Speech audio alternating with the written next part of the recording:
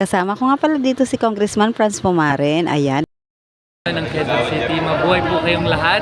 God bless you always and I wish you all the best. Ingat po kayo. Yes po, thank you po.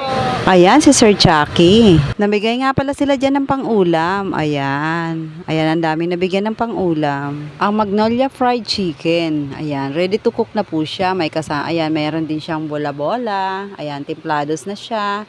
Chicken bola-bola. Ready to cook na yan. Ayan, o, malaman din po siya.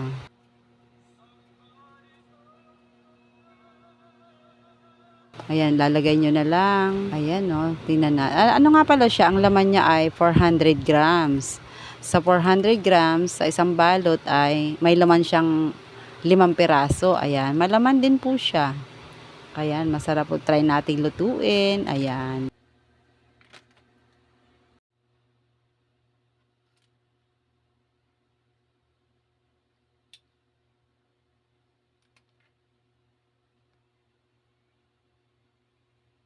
Ayan, kasama na rin siya dyan.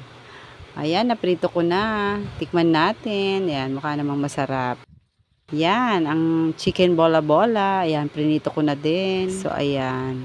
400 grams nga din pala yan. Ayan, o. Ayan ang laman niya, o. O, diba may pang-ulam na tayo. Thank you po, Congressman Pumaren. At kay Sir Chucky.